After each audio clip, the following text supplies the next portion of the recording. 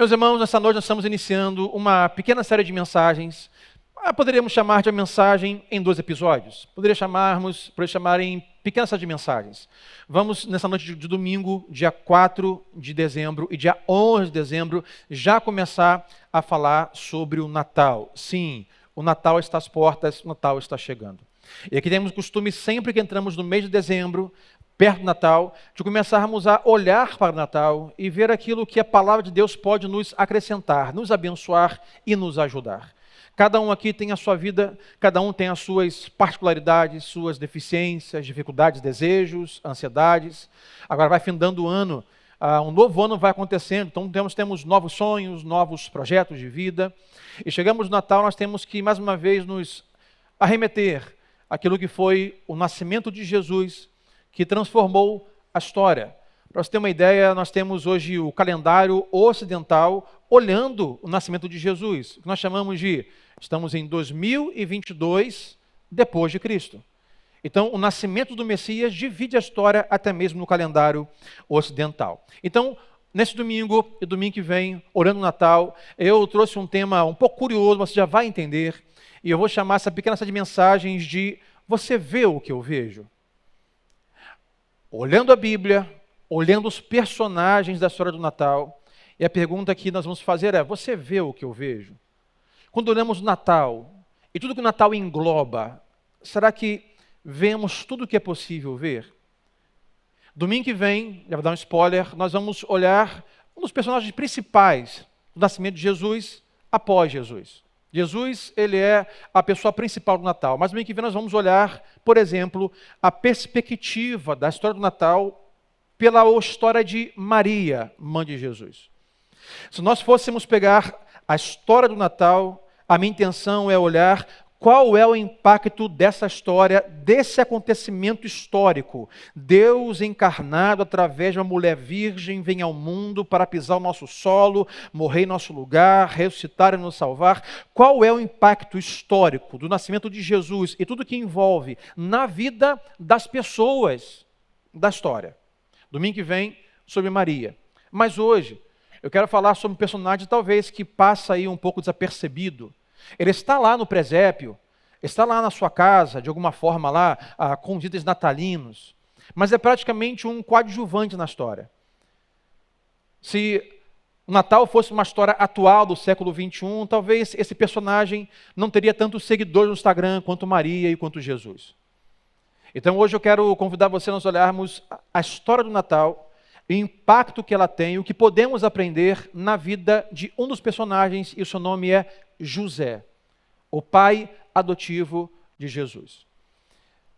Nós falamos sobre Natal, nós lembramos, tem coisas gloriosas como a estrela que brilha, temos anjos, nós temos pastores, nós temos a menina manjedoura, temos Maria, que até hoje é muito falada, mas pouco se fala, por exemplo, sobre José.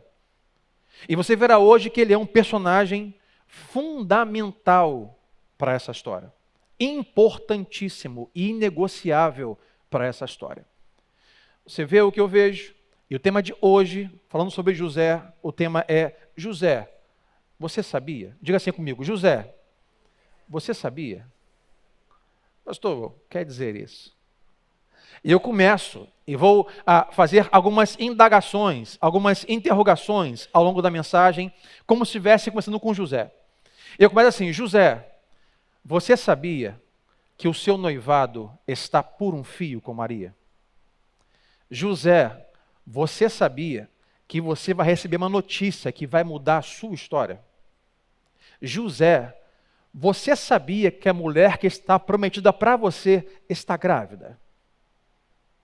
José, você sabia, como quem diz, José, você não tem a mínima ideia do que está prestes a acontecer na sua vida. José, você sabia?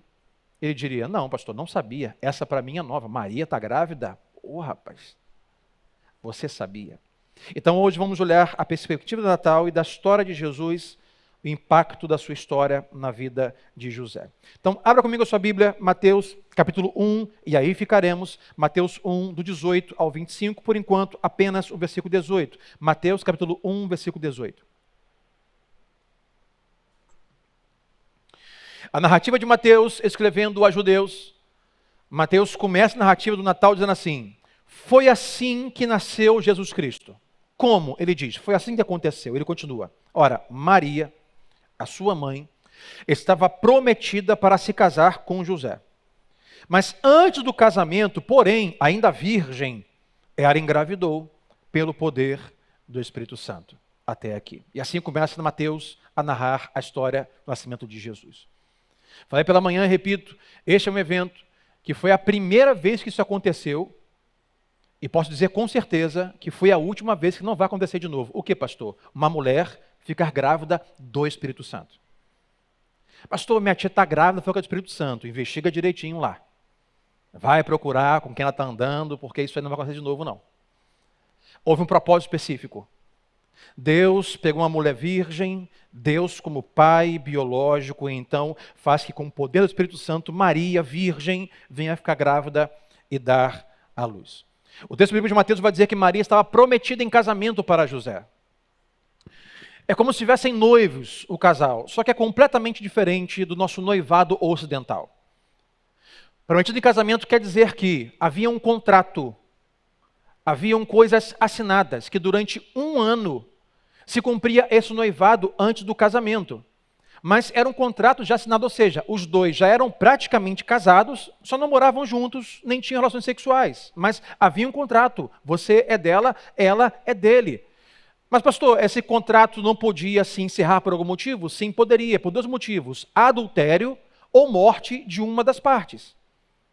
Diferente do noivado de hoje, que muitas vezes dura 3, 4, 5 anos. Hoje, depois da mensagem, nesta manhã, meu filho perguntou assim: pai, como é que é o noivado? Eu falei: Jesus, você quer saber disso agora, hein? Como é que acontece? Aí eu falei: meu filho, noivado é quando os dois estão aliançados, comprometidos em Deus, de que vão formar matrimônio, então eles se noivam para casar. Como quem diz, não desse papo de estamos 5 anos noivos, 7 anos noivos, estamos há 10 anos noivos. E acontece às vezes hoje.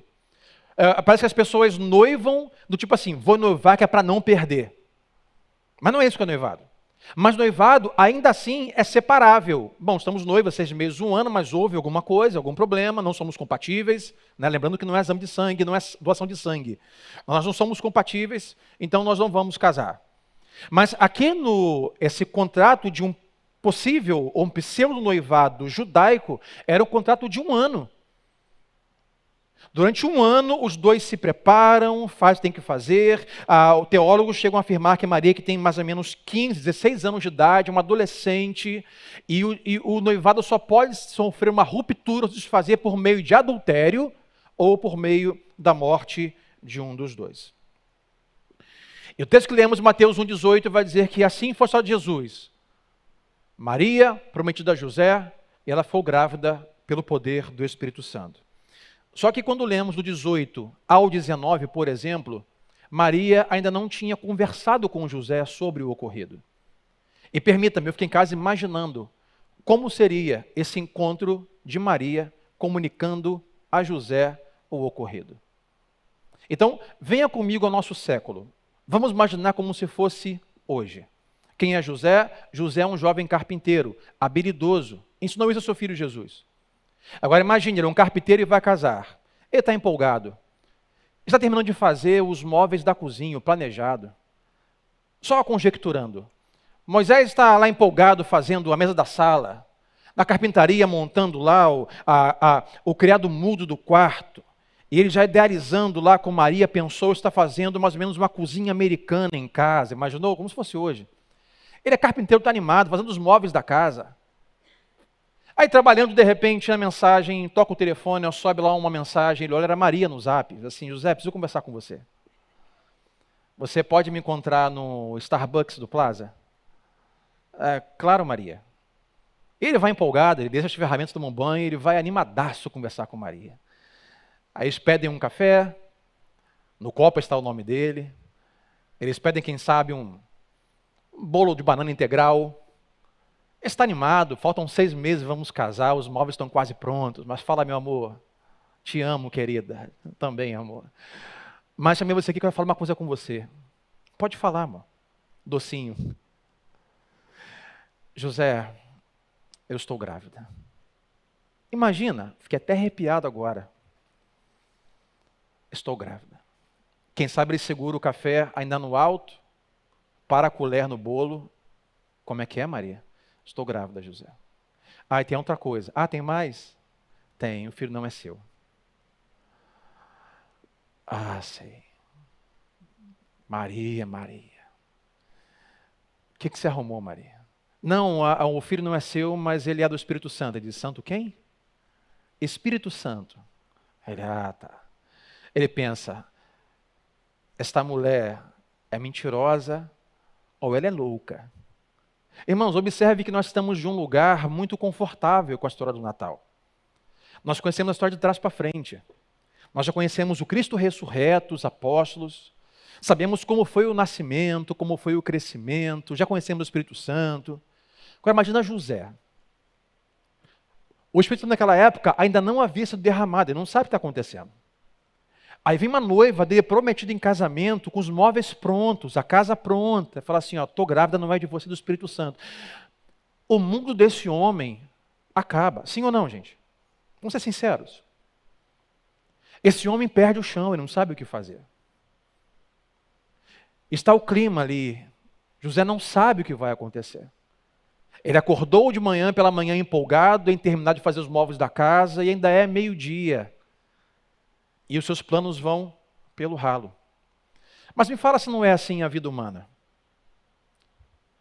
Você acorda motivado, cheio de planos, mas ainda não deu 5 da tarde e os seus planos foram por água abaixo. Quem já enfrentou isso, ser humano hoje? Levante a mão comigo.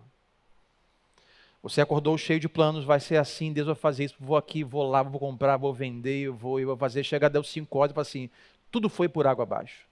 Tudo hoje deu errado. José tem a história de Natal que, irmãos, para nós, a história do Natal é um presépio, um panetone. Uma árvore de Natal e um Chester. Para nós, Natal são canções natalinas, alegria, toalha da mesa branca e vermelha, comida à mesa e festa. Para José não foi assim. Para José, a história do Natal foi uma bagunça. Bagunçou a vida dele completamente. José, você sabia que a sua vida está prestes a virar de cabeça para baixo? José fazendo os móveis. José, você sabia que a notícia que Maria vai te dar vai impactar completamente a sua vida? Agora observe comigo que a história do Natal, para a vida de José, é uma bagunça. Mas aí isso que na palavra de Deus no Evangelho, quando nós lemos a Bíblia, o que nós encontramos lá são famílias com bagunças e suas confusões. Olhamos a história da vida de Abraão, há bagunça e há confusão. Olhamos a história da vida de Davi e a sua família, há confusão e há bagunça. Porque, meus irmãos, não tenham medo de errar, em toda família, em algum lugar, tem alguma confusão e tem alguma bagunça. É com uma notícia, é com um filho, é com um parente, é com um tio, é com uma avó, é com um sobrinho, é com um neto. Em algum lugar tem uma confusão familiar. Porque não existem famílias perfeitas. Agora, o maravilhoso disso é saber que o nosso Deus, Ele não só recebe, mas se manifesta, usa, está em famílias imperfeitas. Deus usa pessoas imperfeitas e confusas. Deus usou Davi, usou Abraão, usou Moisés, usou Noé, usou tantos outros profetas, apóstolos. Chamou 12 pessoas imperfeitas e confusas. Não há perfeição em nenhum lugar. Mas o que me chama a atenção aqui é que a vida de José estava muito bem, obrigado, até que Deus resolve aparecer. Os móveis prontos, vai casar com uma jovem bonita e vão ser felizes para sempre, mas Deus tinha um plano diferente do dele. E acredite se quiser, os planos de Deus não só eram diferentes do plano de José, mas o plano de Deus traz um caos na vida de José. Às vezes, quando Deus aparece em sua vida, Ele bagunça algumas coisas. Ele muda algumas coisas de lugar. Porque para nós está muito confortável, está muito certinho. Deus vem com um plano dele e bagunça algumas coisas. E às vezes nós estamos atribuindo isso ao diabo. O diabo, você é sujo, hein? Olha o diabo aí, pastor. Olha o diabo aí mais uma vez. Não, eu repreendo. Você nem sabe, às vezes é Deus. Deus mexendo em algumas coisas. O que acontece é, José tinha um plano, vou acabar os móveis da cozinha tal dia, vou ligar para o buffet, vamos casar, lua de mel será ali, porto de galinha, não sei o que lá, e mexer os pauzinhos, tudo anotadinho lá no caderno. Aí vamos estudar, eu e Maria, somos novos ainda, faculdade, pós-graduação, daqui a uns 10 anos, Maria vai engravidar. A Espírito Santo faz assim, pega a tela do engravidar e arrasta para cima assim, não, engravidar vai ser aqui, ó. Ele bagunça o plano de José completamente. Os nossos planos podem ser bons, mas os planos de Deus são maiores do que os nossos. Deus sabe exatamente o que é melhor para nós e o tempo para nós. Às vezes achamos que estamos vivendo uma grande confusão familiar, conjugal, emocional, financeira, relacional. Mas antes de atribuir o que você vive, ou planos que não se concretizaram, ou não foi do jeito que você queria, antes de atribuir isso ao diabo, ore a Deus, diga assim, Deus fala comigo, seria o Senhor me dando uma dica que não é bem assim a sua vontade? Não é essa a hora do Senhor para mim? A ordem do que eu planejei, Senhor, será que é a sua ordem? José tinha seus planos, mas o Espírito Santo mudou algumas linhas. A pergunta que fica para nós é, o que você faz quando sua vida não funciona do jeito que você planejou? E aqui eu começo o meu sermão, vou fazer uma introdução até aqui. O que você faz quando na sua vida os seus planos não funcionam? Convido você a olhar a vida de José, porque nessa hora aqui as coisas não estão funcionando para ele. Versículo 19, olha comigo o texto, Mateus 1,19.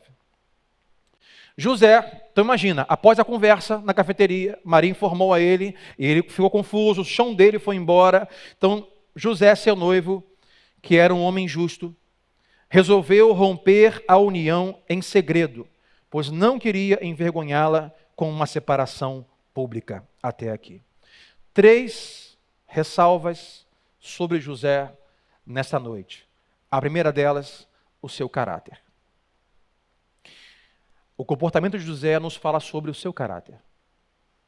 O texto de Mateus vai dizer, José era um homem justo e resolveu romper a união. Então observe aqui, ele resolveu acabar com o noivado.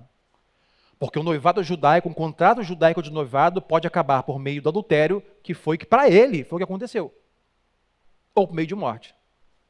Mas como era um homem justo, ele decide fazer isso, não de forma pública, mas de forma privada e de forma particular. O seu caráter. José tinha direito de levar Maria a público. José tinha direito de levar Maria ao tribunal para ser envergonhada publicamente. Lembrem-se de Jesus e a história da mulher prostituta, lembrou? Passaram, janela aberta, e viram aquela mulher ter relações sexuais com alguém, não era o seu marido. Invadiram a casa, pegaram ela de casa, botaram para fora, arrastaram até a praça pública para apedrejá-la. Porque essa era a punição para quem era pego em adultério. Apedrejamento até a morte. Sem sombra de dúvida, os religiosos da época, como fizeram com esta mulher bíblica, adorariam fazer o mesmo com Maria. Era direito de José, ia público e ao tribunal, olha, esta mulher me traiu, está grávida, sei lá de quem. Ou ela é mentirosa, ou ela é louca, mas o meu filho não é. Então eu tenho direitos, eu quero encerrar o contrato, eu quero que ela seja impugnada. Poderia fazer isso, mas observe que não é o que ele faz. Ele traz dignidade para Maria, tratando tudo aquilo em particular. Quando não se sabe o que fazer, irmão, sabe aquele momento da vida que você não sabe o que fazer? Você tem todas as informações possíveis, mas você não sabe para onde ir nem o que fazer. Você tem medo de tomar decisão, ela não ser assertiva. É aquele momento que você bota o cotovelo na mesa da sala, senta, bota a mão na cabeça, e você fica com a mão na cabeça um tempo e fica assim. Meu Deus, não sei o que fazer. Senhor, me dá um escape, uma saída, me dá uma revelação, envia um anjo, Deus faz alguma coisa. Eu não sei se eu falo, se eu fico quieto, se eu for pior, se eu ficar vai ser pior, eu não sei o que eu faço. Quem já passou por isso, levante a mão comigo. Eu não sei o que fazer, não sei o que fazer, porque tudo que eu conheço pode piorar a situação. Eu já não sabia o que fazer.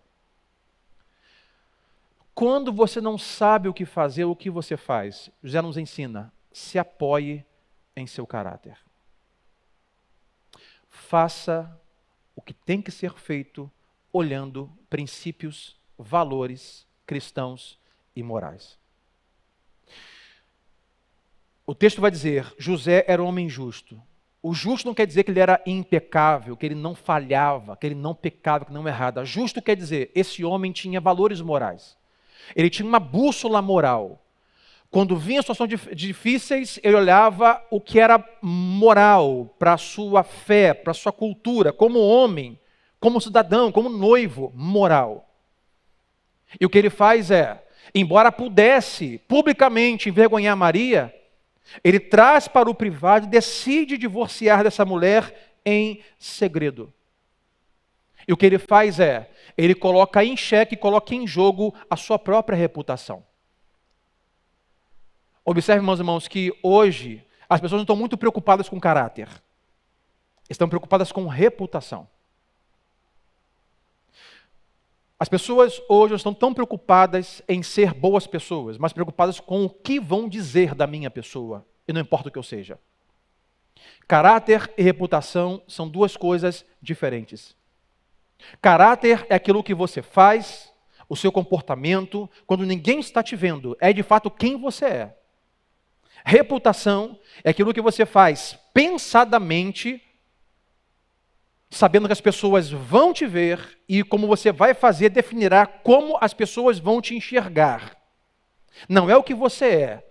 Você faz premeditadamente para que as pessoas vejam. Do tipo, olha, eu quero ser conhecido como um camarada legal. O que eu faço, eu ajo assim externamente, mas não é quem eu sou. Eu quero ser conhecido como um homem bondoso, homem que trata bem as mulheres. O que eu faço? Na minha empresa eu compro chocolate lá no trabalho, eu levo um chocolate para a menina que trabalha comigo, eu compro lá, eu dou sempre uma bala, sempre uma balinha do bolso para dar para a menina que trabalha comigo, mas em casa eu bato na mulher. Em casa é meu caráter. No trabalho é minha reputação. Olha que homem bom. As mulheres dizem, esse homem, né, que casou, que tem muita sorte. Olha que homem bom, tem sempre um chocolatinho, uma balinha. Olha que homem agradável. Não sabe, mas em casa ele bate na mulher. É o caráter dele. Ele é violento. Ele não é um bom homem. José está entre se preocupar com a sua reputação e com isso danificar e manchar a reputação de Maria. E dizer, quer saber, meu amigo? Eu não vou ficar por aí dizendo que eu sou isso, que eu sou aquilo, que eu sou... Não, eu vou abrir a boca. Porque eu sou vítima dessa história. Essa é a ideia, né? Vítima. Eu sou vítima dessa história. A culpada é Maria, essa pessoa que ele arrumou aí, que está chamando de Espírito Santo. Então, eu não vou ficar nessa história como vilão. Não, eu vou dizer a gente, olha, eu vou no Facebook e vou colocar assim, hashtag chocado. Vou botar assim, hashtag o que eu faço com essa mulher. Hashtag meu mundo caiu. Hashtag estou na pista. Ele não vai, gente, vocês não sabem. Orem por mim. Essa é clássica, né? Orem por mim, gente. Não, orem por mim foi fraco, né? Irmãos, intercedam por mim. Aí é reputação. Vocês não sabem o que aquela adolescente aparentemente frágil, com uma cara de boneca fez comigo. Gente, meu mundo caiu. Maria está grávida de outro homem. Como quem diz, eu vou preservar minha reputação de vítima enquanto acabo com a dela. Ou, segunda opção, eu coloco em risco a minha reputação para preservar a imagem, a reputação de Maria. Adivinha o que ele faz? Está no texto. Ele coloca em risco a sua própria reputação para proteger e para guardar Maria e a sua imagem. Duas palavras distintas, diferentes, assim como caráter e reputação. As palavras são amor e egoísmo. Anote. O amor cobre. O amor protege. O amor preserva. Já o egoísmo descobre. O egoísmo, ele expõe. O egoísmo, ele coloca para fora a mazela, a mancha e o pecado dos outros, para se preservar. O que José faz? Ele ama Maria, e por amar Maria, ele cobre a sua fragilidade. Ele cobre a esse momento seu vulnerável, que também impactou a vida dela. Falaremos sobre isso domingo que vem. Ele, com amor, ele ama essa jovem e cobre esse momento, essa vulnerabilidade sua, colocando em risco a sua própria reputação, porque o amor cobre. Olha o texto bíblico de 1 Pedro 4, versículo 8, que Pedro vai dizer: acima de tudo, amem uns aos outros sinceramente, pois o amor cobre muitos pecados. O que Cristo faz na cruz do Calvário por mim e por você, meu irmão? Cristo não precisava, não tinha culpa alguma, mas ele nasce, ele vem ao mundo, vai à cruz do Calvário, morre por nossos pecados e cobre a nossa culpa com o seu sangue.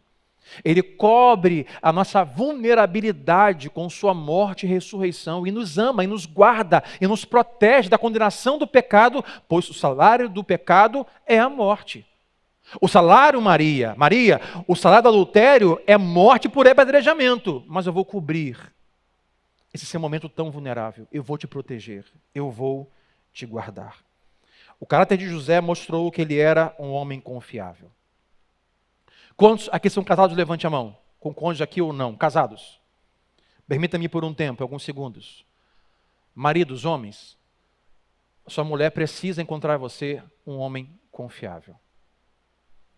O homem de caráter que cobre com amor e a protege. Mulheres aqui presentes, o que esses homens e maridos precisam encontrar em você, mulher, uma mulher confiável. Uma mulher confiável que cobre. Uma mulher confiável que abraça. Uma mulher confiável que mantém aquilo que é privado no privado. Uma mulher confiável de tudo aquilo que está vivendo, de vulnerabilidade também o seu marido. O caráter de José mostra que ele é uma pessoa confiável. Irmãos, eu fiquei só imaginando. Se José não fosse um jovem, um homem de caráter capaz de proteger Maria em um momento tão vulnerável da sua vida, você acha que Jesus o convidaria e confiaria nele para proteger e cuidar do seu filho Jesus no estado vulnerável de um bebê?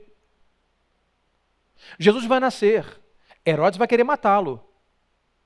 Deus precisa colocar o Jesus bebê vulnerável na mão de alguém confiável, de alguém que decide acolher o erro do outro e colocar a sua reputação em jogo para cobrir e para receber e para acolher e abraçar o outro. Versículo 20. Olha comigo o texto. Enquanto ele pensava nisso o quê? Ele tinha decidido, eu particularmente vou romper o noivado e vou me embora. Mas vou preservar Maria e não vou envergonhá-la. Não vou anunciar isso publicamente para que pedrejem ela até a morte, porque eu a amo.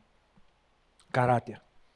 Enquanto ele pensava nisso, o anjo do Senhor lhe apareceu em sonho e disse: José, filho de Davi, não tenha medo de receber Maria como esposa, pois a criança dentro dela foi concebida pelo Espírito Santo. Até aqui. Observe. José está observando as possibilidades e resolveu, enquanto pensava em como farei, não vou publicamente delatar Maria para que ela não morra, mas vou pegar as minhas coisas, vou arrumar minhas coisas e vou embora porque é meu direito. O adultério pressupõe divórcio do noivado. Mas enquanto ele fazia isso, talvez, muito abatido, muito abalado. Porque para ele, irmãos, não tem ainda convicta a ideia de que era algo que Deus estava fazendo. Ele está pronto para ir embora. Mas só talvez, no seu interior, ele estava rogando por uma resposta do que fazer, ou talvez de que Deus se manifestasse para confirmar se deveria ir embora ou não, ou se Maria estava certa ou não, ou se era um caso dela, ou se era Deus. Diz que nesse momento o anjo, quando ele pensava nisso, o anjo aparece e confirma a história de Maria como quem diz: José, sim, sou eu. José, sim, isso é um plano meu. José, Maria não está mentindo. Pelo meu poder, pelo poder do meu Espírito, eu é que coloquei uma semente e ela será grávida do Filho de Deus. Irmãos, não é infantil e não tenha medo de, na dúvida, antes de tomar decisões importantes, você insistir e rogar a Deus: Deus, confirma que é o Senhor.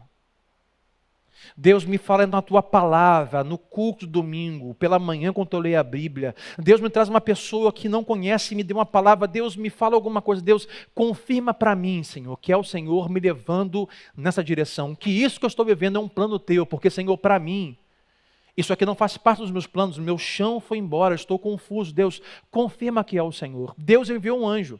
Hoje, Deus não envia mais anjos, é bíblico. Deus dá sua palavra, então diz Deus, pela sua palavra, Deus, confirma comigo que é o Senhor, que eu não estou sozinho, que é o Senhor que está fazendo, proporcionando ou permitindo isso na minha vida. Não há nenhum problema em você pedir a Deus confirmação da sua vontade antes de tomar decisões importantes. José nos mostra o seu caráter, mas José, com o texto que lemos, nos mostra, segunda coisa para nós, seu caráter segundo a sua história. Todo mundo tem uma história. Diga sempre para o seu vizinho, todo mundo tem uma história. Observe o texto que nós lemos, o anjo aparece e faz a menção a José de algo muito comum na aliança davídica e messiânica. O anjo aparece e diz, José, e aí continua com a história de quem ele é. José, filho de Davi, não tenha medo de tomar Maria como sua esposa. Quem José é? Filho de Davi. Então, rapidamente, uma história para você do Antigo Testamento. Deus faz uma aliança com Davi, chamada aliança davídica. E a aliança de Deus com Davi é que do trono de Davi, da descendência de Davi, virá aquele que sentará no trono sobre Israel e governará e salvará o seu povo. Então, a aliança davídica vai dizer que o Messias precisa vir do trono de Davi. O anjo está lembrando a José quem você é, quem ele é. Como quem diz, José, você sabia, o anjo diria. José, você sabia que tem um propósito específico, o qual você é descendente de Davi, nasceu do pai que você nasceu. José, você sabia que tem um propósito específico, você agora ser o noivo de Maria, que não é por acaso.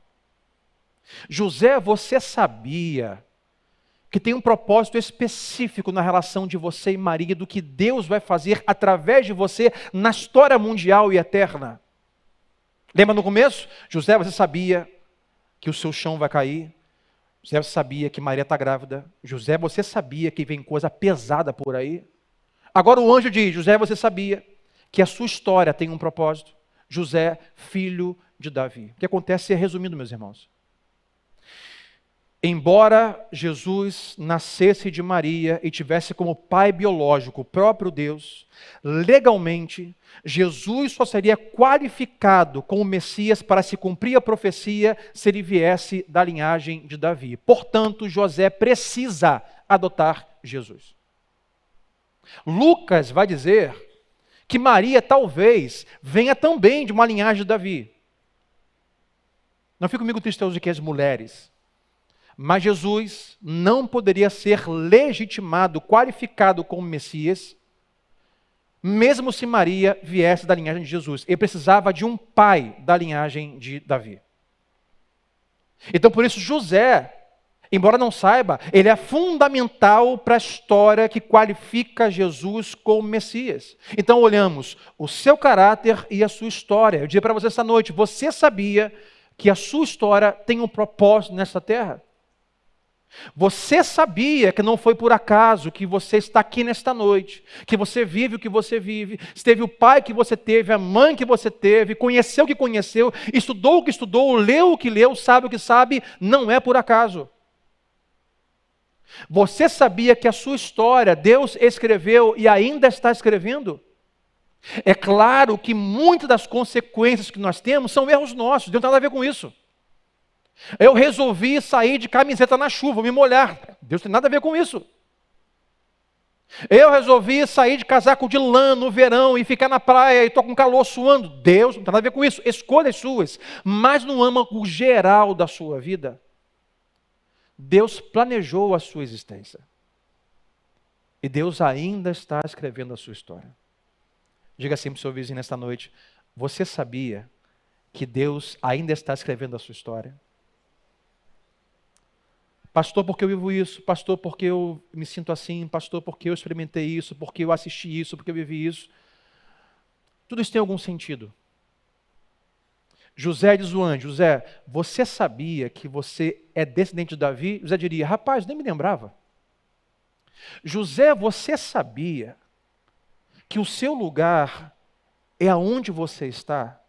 Para legitimar e qualificar Jesus como Messias, pela aliança davídica, pela promessa que Deus deu desde lá de Malaquias, e não vou nem falar sobre que Jesus foi profetizado de nascer em Belém, eles eram de Nazaré.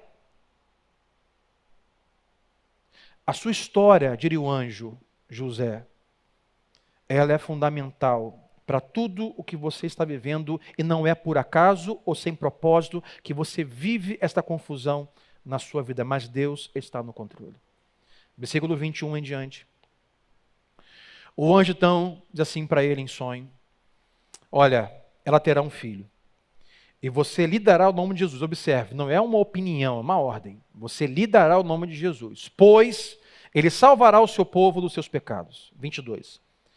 Tudo isso aconteceu para cumprir o que o Senhor tinha dito por meio do profeta. É ainda o anjo falando. Vejam, a virgem ficará grávida, ela dará à luz a um filho, e o chamarão Emanuel, que significa Deus conosco. Quando José acordou, fez o que o anjo do Senhor lhe havia ordenado, e recebeu Maria como esposa. No entanto, não teve relações com ela até o menino nascer, e ele lhe deu o nome de Jesus. O seu caráter, quando você vive um tempo de confusão e não sabe o que fazer, José nos ensina seu caráter, a sua história e, terceiro, a sua obediência. José obedeceu a Deus mesmo quando não entendeu nada. José obedeceu a Deus mesmo quando obedecer a Deus era rasgar os seus planos. José obedecer a Deus mesmo quando não sabia como isso iria terminar. Como eu falei, nós conhecemos a história de trás para frente, nós temos uma visão privilegiada da história. José não sabe. Ele nem sabe ainda como vai ser o nascimento, ele nem sabe ainda que Herodes vai requerer um censo, ele nem sabe ainda que o rei vai tentar matar o seu filho. Ele não sabe de nada. José, você sabia que o rei vai tentar matar o seu filho? O filho de Deus? Sabia? Não, não sabia, mas vai. Ele obedece mesmo sem ter noção de como isso vai terminar. Agora observe comigo que José possivelmente tinha amigos e familiares. E eu fui levado a olhar o contexto relacional, familiar e de amizades. Imagina. Davi com um amigo, amigo, compartilhar com você, Maria ficou grávida, como é que é? Está grávida, mas fica tranquilo, é de Deus. Literalmente. A gravidez é de Deus. E olha, eu vou me unir a ela, vou receber um menino que não é meu, nós vamos nos casar, e os amigos, está brincando, né, José? Sério? Tu vai acreditar nessa menina? Tu vai tomá-la como mulher? Olha, não vai durar um ano de casamento, ela vai te colocar um outro chifre, hein, José? Os amigos falando. Se eu fosse tu, não entrava nessa não, meu irmão, isso é roubada. Não, mas vou fazer. José vai em casa domingo almoçar com a mãe e fala: mãe, sabe o que aconteceu? Minha noiva Maria está grávida, a mãe engole seco. Como é que é, meu filho? Maria está grávida, mãe, nós está brincando. Você vai desmanchar, né, meu filho? Não, mãe, vou casar com ela. Não faz isso, meu filho. Deus tem mulher melhor para você. Deus tem coisa melhor para você, meu filho. Mãe assim, né? Meu filho, não criei você para isso, meu filho. Essa menina vai estar te enganando, meu filho. Não criei homem bobo. José, não faz isso, meu filho. Olha, não quero mais essa menina aqui em casa, hein? Domingo que vem tem almoço aqui em casa. Não traga essa menina. Tá? Que tipo de menina você resolveu namorar, meu filho? Tem mulher muito melhor por aí. Talvez José tenha que deixar por um tempo de ir na casa dos seus pais. Talvez José tenha que deixar por um tempo a relação com alguns amigos. Sabe por quê? Porque muitas vezes obedecer a Deus vai nos custar caro. Obedecer a Deus pode nos custar algumas amizades. Obedecer a Deus pode nos custar algumas relações familiares. Não aconselhamos nenhum cristão a abandonar a sua família nem amigos. Mas às vezes tem amizades que não vão colaborar para os planos de Deus na sua vida. E você terá que decidir quem você vai ouvir. Eu vou ouvir a voz de Deus, que me diz: filho de Davi, não tenha medo. Sou eu nisso. Se une a essa mulher. Sou eu, estou no controle. Ou vou ouvir um amigo: abandona isso, sai disso. Isso não é de Deus. Eu vou ouvir alguém que não conhece um palmo na frente dos seus olhos, ou vou ouvir um Deus que conhece toda a história futura, porque Ele é soberano. Eu vou ouvir, quem sabe, um amigo que tem de alguma forma inveja, ciúme, ou tem experiências traumáticas e quer que eu não viva o que ele viveu, ou não quer que eu tenha o que ele não teve, ou eu vou ouvir a Deus que está escrevendo a minha história. E eu tenho que decidir. Amigo, obrigado pelo conselho, amo você, mas eu decidi fazer isso. Está comigo, vamos junto. Não está? Ok. Deus está no controle da minha vida. Obedecer a Deus poderá lhe custar muito caro. José se agarrou ao plano de Deus e não ao seu entendimento. José não tinha entendimento pleno do que estava acontecendo ou que ia acontecer, mas não se agarrou à razão. Ele se agarrou ao plano de Deus, mesmo não entendendo. Mesmo quando nós não entendemos, ainda assim somos convidados a viver, a experimentar e obedecer à vontade de Deus. Não levante a mão quem hoje vive ou viveu momentos que não entendeu por que estava acontecendo.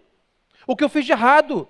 Dizem alguns: eu colei chiclete na cruz, eu fui ao culto, eu dei o dízimo, eu ceiei, eu amei Jesus, eu servi na igreja, mas por que está acontecendo? Não entendo. Se agarre aos planos, à palavra e à vontade de Deus e não ao seu entendimento. Porque nem tudo que Deus está fazendo, Deus precisará te explicar. Ele te convida a obedecer e confiar. Diga assim para o seu irmão: obedeça e confie. Obedeça e confie. A ordem de Deus foi: toma Maria como sua esposa, levanta daí e vai lá, Maria grávida, e diz assim: mulher, eu tenho nome para a criança, e vamos chamá-lo. O que ele não fez foi: vamos chamá-lo de José Júnior. Ele não fez isso. Ele levantou e disse: Senhor, ok, está grávida, não é meu, isso vai dar um problema. Minha mãe não acredita, os meus amigos me chamam de trouxa, todo mundo vai desconfiar, o menino não vai ter cara minha, não vai se parecer comigo, vai ser esquisito. Tudo bem, eu vou comprar a ideia e vou agarrar no seu plano, mas Deus, eu não posso nem escolher o nome do garoto. Eu quero botar José Júnior. Não, José, coloca Jesus. Ele diz: pois ele salvará o seu povo, pois Jesus significa o seu nome, e Yahvé salva. José, você está prestes a se aliançar com o meu plano, a adotar uma criança não sua, que vai salvar o seu povo. O que José não sabe é que ele vai nomear a criança de Jesus, mas que Jesus não vai apenas salvar o seu povo, Jesus vai salvar o próprio José futuramente. Porque não há salvação sem Jesus, e o próprio José sem Jesus vai para o inferno. José está adotando e salvando aquele que futuramente vai lhe salvar. E isso é maravilhoso saber. Quando José talvez coloca a mão na barriga de Maria e fala assim: ah, Maria, tem nome para a criança, Jesus, hoje me falou. E carinhosamente ele passa a mão na barriga de Maria assim, e diz assim para o neném no ventre: olha, garoto, sou seu pai não, viu? Mas eu vou te adotar em minha família e eu vou te abraçar em minha família. Eu diria: José, você sabia que nesse mesmo momento, o Cristo, ali encarnado, mas eterno, também está dizendo: José, você não sabe, mas eu também vou te adotar e vou te abraçar em minha família e no meu reino. José é o pai adotivo por um tempo, mas logo em breve, na cruz do Calvário, Jesus vai adotá-lo em seu reino eterno. José, você sabia que essa confusão que você vive tem um propósito gigantesco, magnífico e maravilhoso que você não pode compreender nem mensurar.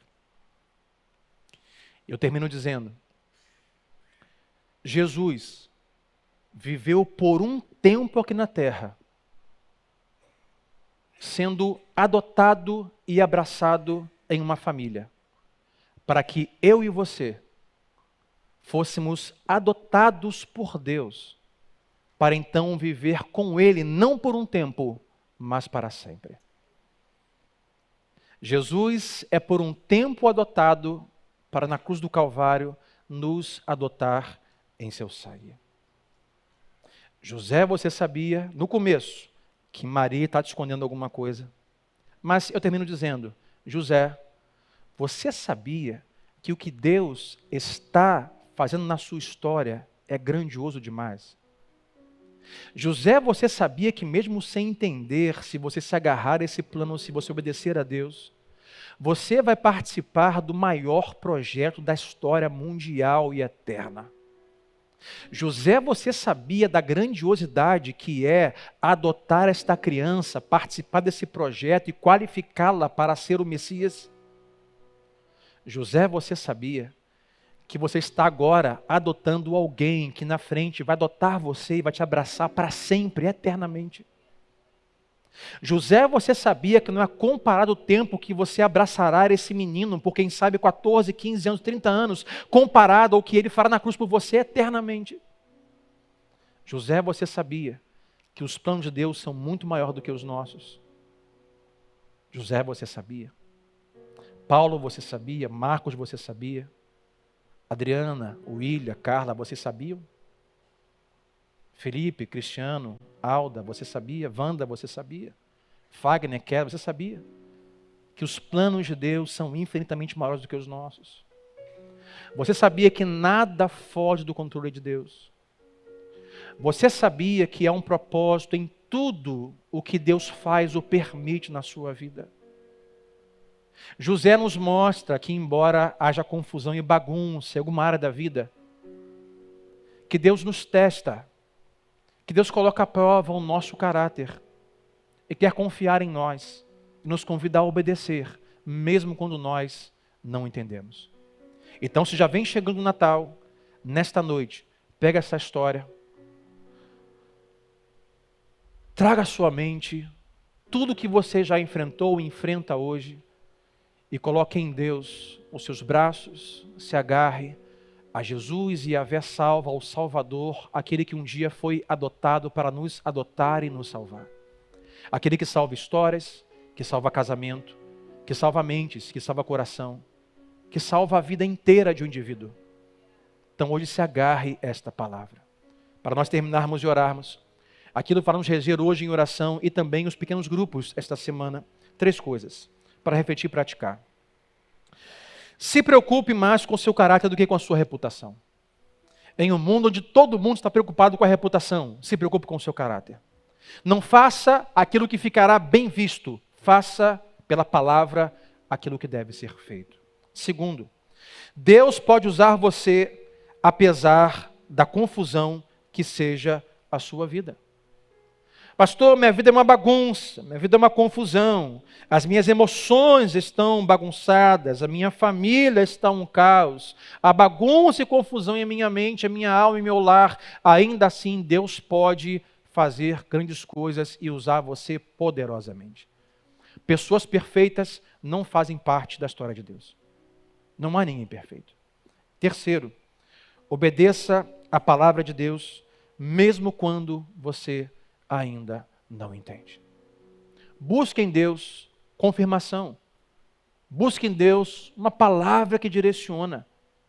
E quando tiver confirmação do que fazer, mesmo não entendendo, mesmo não sabendo como vai ser, obedeça. Porque os planos de Deus são infinitamente maiores e menores do que os nossos. Vamos orar? Fique em pé comigo nesta noite em nome de Jesus.